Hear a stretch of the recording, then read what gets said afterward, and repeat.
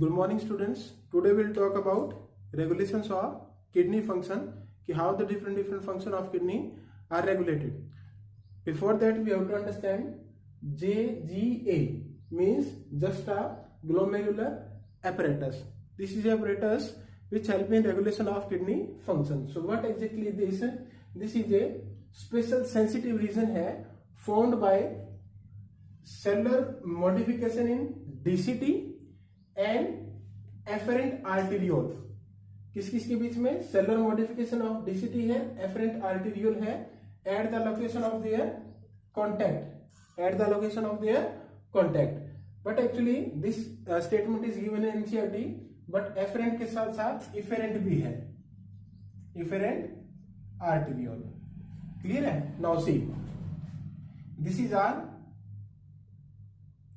Glomerular, we can see the structure is of glomerular. इसके नीचे यहां पर क्या है? वोमेन कैप्सूल है. Now this is efferent arteriole और ये है इफेरेंट आर्टीरियोल. ओके, इसकी एक तरफ होगा, मैं बना के दिखा रहा हूं, यहां से इसकी जाएगी पीसीटी. मैंने इसको उल्टा किया है दिखाने के लिए, समझाने के लिए. पीसीटी है, पीसीटी ऐसे फिर कन्वोल्यूटेड होके आगे क्या बनाएगी? डीसीटी. जैसे ये था हमारा सिंपल में ऐसे, ये पीसीटी थी, लूप ऑफ एनले. फिर ये जो डीसीटी यहां से आती है, समहाउ ये इससे क्या करती है? कनेक्ट होती है. ओके, तो दैट मीन्स यहां पर क्या बनेगा? एपरेटस बनेगा, एफरेंट आर्टीरियोल, इफेरेंट आर्टीरियोल. अब क्या होगा कि in cells of the smooth muscle cells, we can say, जो इसमें स्मूथ मसल सेल्स है उनमें स्वेलिंग होती है. क्या होती है? स्वेलिंग. और वो स्पेशल मॉडिफाइड सेल्स बनाती है यहां पर. मान लिया ऐसे, ऐसे स्वेलिंग कर दो. Okay, and in these cells specific we can say dark colour granules present होते हैं. That means found dark granules, and these dark granules are inactivated renin. ठीक है, इनएक्टिवेटेड रेनिन होता है. ये रेनिन क्या है, क्या काम है, आगे पढ़ेंगे. एक बार इसको समझो कि इसमें होता क्या है. देन ओके, अब इसके साथ इसमें यहां पर क्या आएगी? DCT.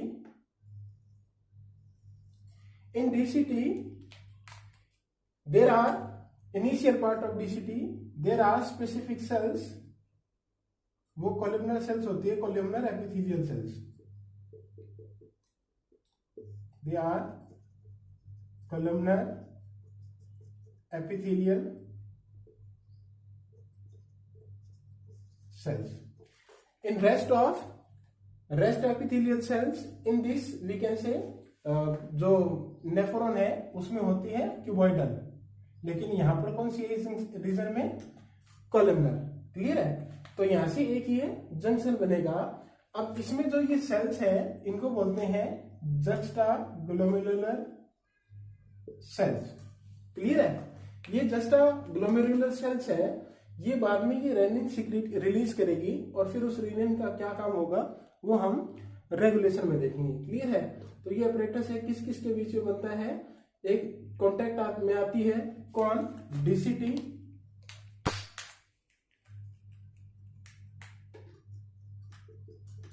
Afferent arteriole, efferent arteriole. Afferent arteriole, efferent arteriole में स्पेशल मॉडिफिकेशन है, स्मूथ सेल्स की स्वेलिंग करती है. They are known as juxtaglomerular cells. और इन जस्टाग्लोमेरुलर सेल्स में डार्क ग्रेन्यूल्स होते हैं. They are inactivated renin. Clear है? तो जस्टाग्लोमेरुलर apparatus क्या है? It is a specific sensitive region found by cellular modification in DCT, afferent arteriole at the location of their contact. This definition is given in NCERT. आप इसमें efferent arteriole भी add कर सकते हैं. Clear है? अब आगे देखो कि रेनिन हमने क्यों पढ़ा और कहाँ इसका काम आएगा और रेनिन है क्या। ओके, एक और वर्ड हो अगर आपने सुना हो कहीं तो, दिस वर्ड इज रेनिन। एक वर्ड आता है RENNIN, रेनिन। ठीक है, क्या है अभी बताऊंगा जब इसकी डिटेल करेंगे। क्लियर है, अब आगे देखो। Now regulation of kidney functions. There could be three different ways by which we can regulate the kidney function. One is by hypothalamus, second is by JGA. What is JGA भी हमने पढ़ा है, juxtaglomerular apparatus, and third somehow by heart. क्यों जरूरत पड़ेगी? In the different segment of nephron there is a reabsorption of water, reabsorption of salt, or we can say secretion of different substance.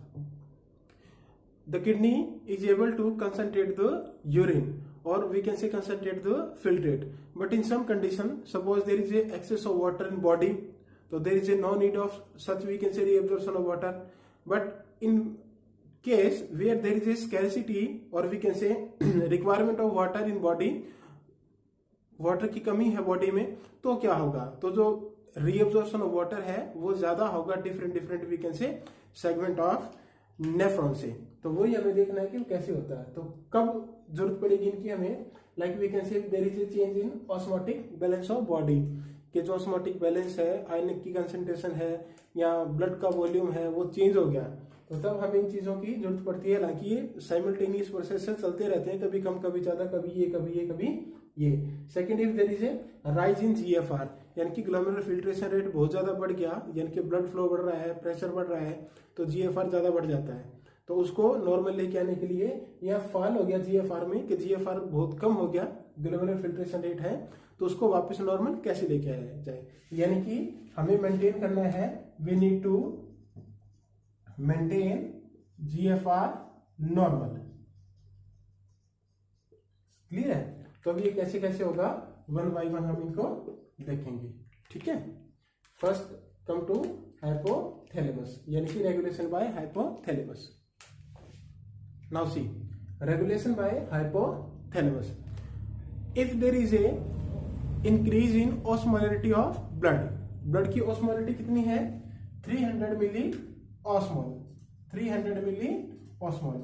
अगर उसकी osmolarity बढ़ जाए, इसका मतलब there is a scarcity of water in the body, तो उससे फिर body कैसे कोप करेगी? अब क्या होगा, ब्लड ऑस्मोलरिटी इंक्रीज होगी तो ये क्या करेगा, ऑस्मो रिसेप्टर्स होते हैं हाइपोथैलेमस में, वो एक्टिवेट होंगे। ठीक है, उनके एक्टिवेट होने से दो काम होंगे, एक तो थर्स्ट होगा यानी कि हमें प्यास लगेगी, और दूसरा ये ऑस्मो रिसेप्टर है ये एक्टिवेट करेंगे पिट्यूटरी ग्लैंड को, और पिट्यूटरी ग्लैंड एक हार्मोन रिलीज करेगी जिसका नाम है ADH और वैसोप्रेसिन। क्लियर है? तो ब्लड ऑस्मोलरिटी इंक्रीज हुई, ऑस्मो रिसेप्टर हाइपोथैलेमस में इंक्रीज हुए, और थर्स्ट फील हुआ यानी कि हमें प्यास लगी। अब इसके दो तरीके हैं, या तो ड्रिंकिंग वाटर करे तो ये जो ऑस्मोलरिटी है वो क्या हो जाएगी, रिड्यूस हो जाएगी। क्लियर है? तो यहाँ पर ये काम खत्म हो सकता है। दूसरा क्या तरीका है कि जो ऑस्मो रिसेप्टर हाइपोथैलेमस में है, they will activate the pituitary gland. ये पिट्यूटरी ग्लैंड है और ये इसका पार्ट है posterior pituitary gland, and this is also known as neurohypophysis. Clear है?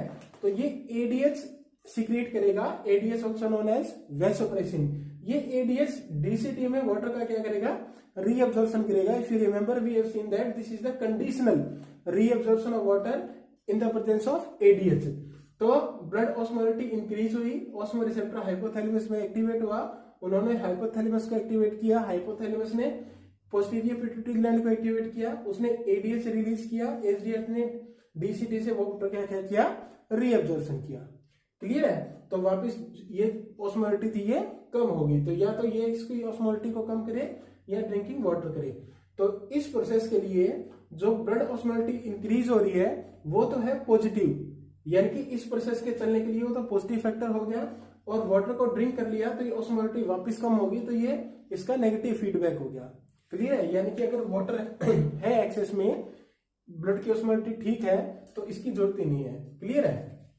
तो देखो, change in blood volume, body fluid volume और आयनिक कंसंट्रेशन, उससे क्या होगा, osmo receptor in hypothalamus gate activated, वो क्या करेंगे, स्टिमुलेट करेंगे हाइपोथैलेमस को, जो ग्लैंड है हाइपोथैलेमस स्टिमुलेट करेगा न्यूरो हाइपोफाइसिस को।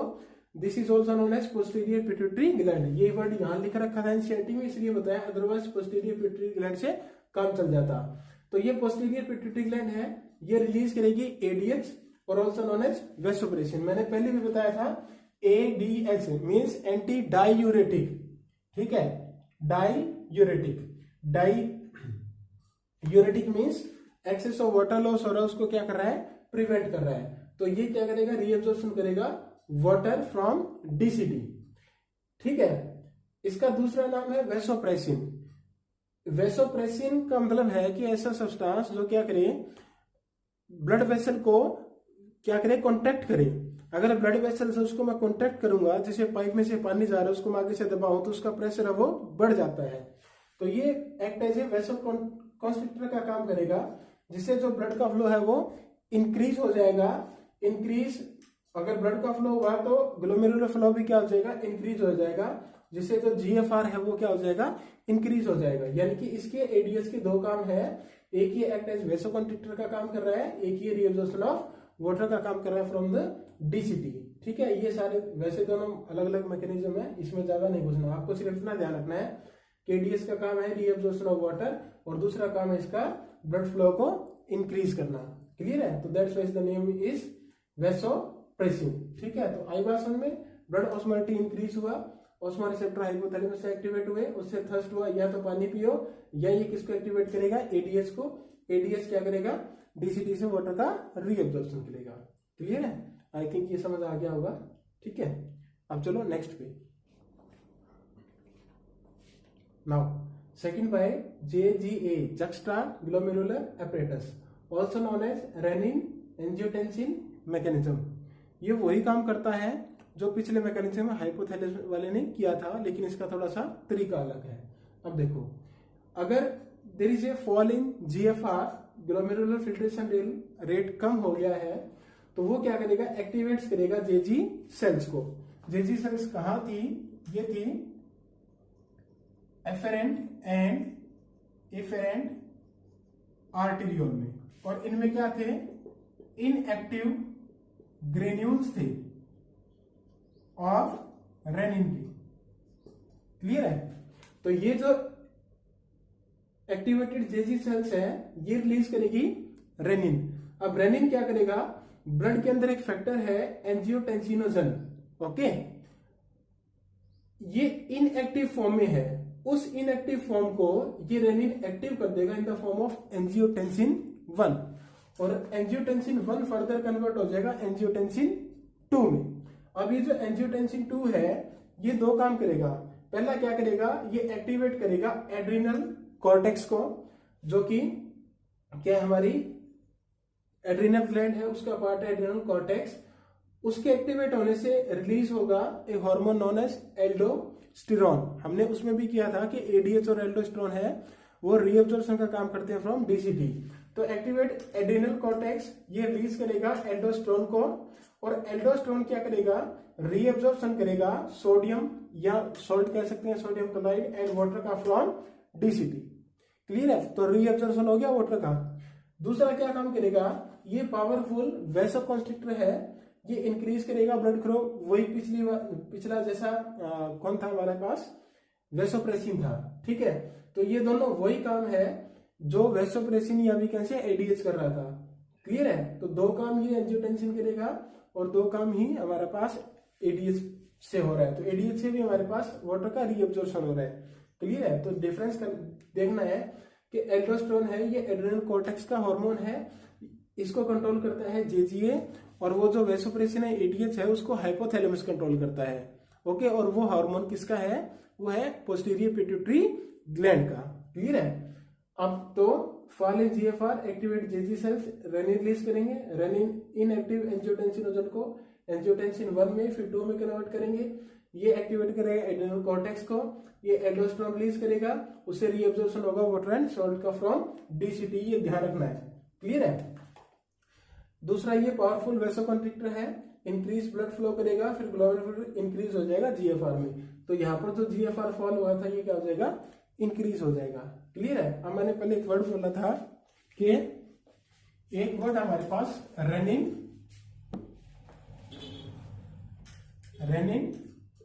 तो ये तो एक एंजाइम है, किसका हम कह सकते हैं, किडनी का।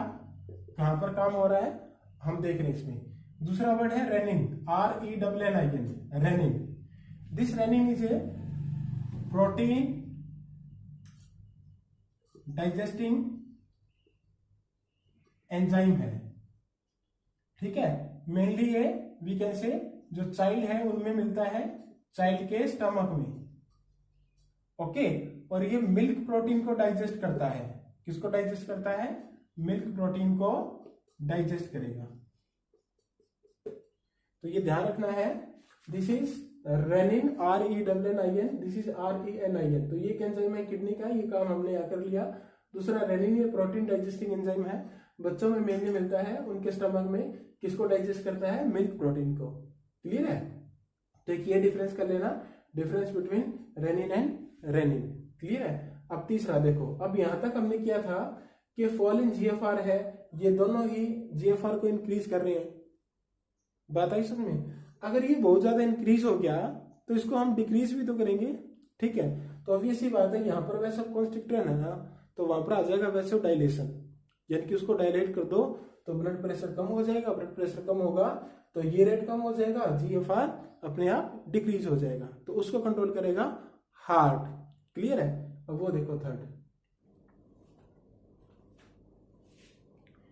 इन renin angiotensin mechanism we have seen that there is increase in blood flow. अब बहुत ज्यादा ब्लड का फ्लो इंक्रीज हो गया है, तो that means increase blood flow in atria में भी होगा। तो हार्ट उसको कैसे कंट्रोल करता है कि increase blood flow in atria. तो जो वॉल ऑफ एट्रिया है वो एक हार्मोन रिलीज करती है, that is known as ANF, atrial natriuretic factor. Okay. ये ANF क्या करेगा, वैसो डायलेशन का काम करेगा, यानी कि ये इसको क्या करेगा, रिलैक्स करेगा। ये क्या करेगा, ब्लड वेसल को रिलैक्स करेगा। ओके। तो जिससे जो ब्लड प्रेशर है वो डिक्रीज हो जाएगा। एक और काम करता है, ये क्या करता है कि इनहिबिट करता है रेनिन को। अगर रेनिन इनहिबिट हो गया तो एंजियोटेंसिन नहीं बनेगा, वो नहीं बनेगा तो एल्डोस्टेरोन नहीं बनेगा, ना ही कॉन्स्ट्रिक्शन होगी। ओके। तो डिक्रीज ब्लड फ्लो, तो ये चेक करेगा renin angiotensin mechanism. We can say this is opposite to renin angiotensin mechanism. We can say opposite to renin angiotensin mechanism. Clear है। तो ये तीनों हमें देखने हैं कि कौन सा क्या क्या करता है, ये ध्यान से देखना है। एक छोटा सा टॉपिक रहता है, वो कर लेंगे फिर। ओके। Thank you.